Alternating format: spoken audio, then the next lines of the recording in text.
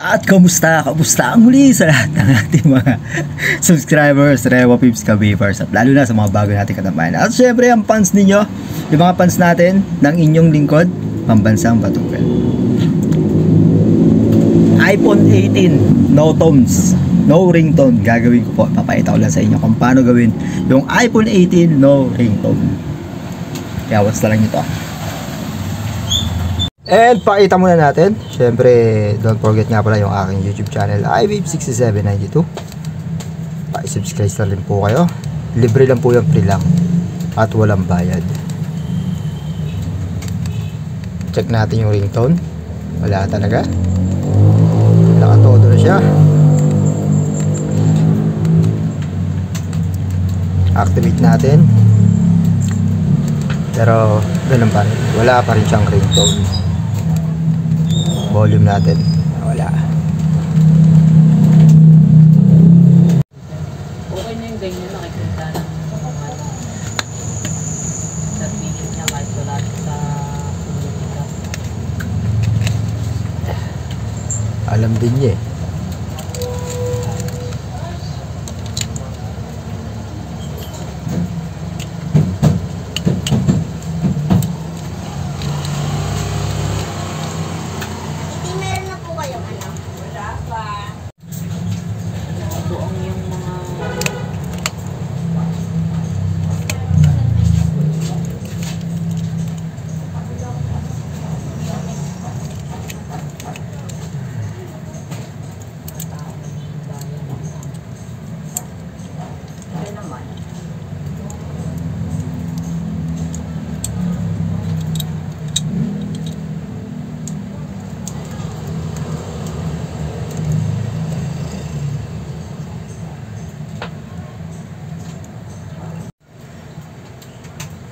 Yung ating final solution, ito yung ating nakita sa iPhone 18.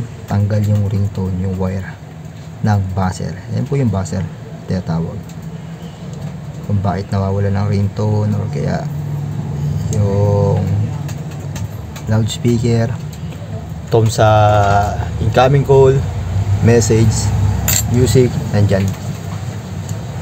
Pakita lang din natin.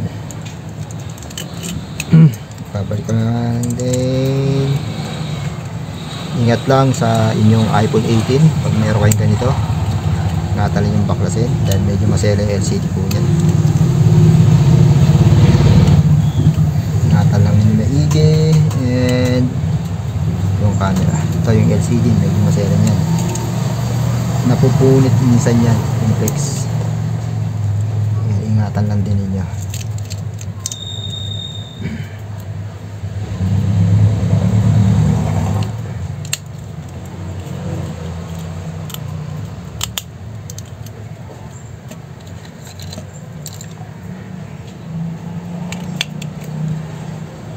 Open na natin yung iPhone.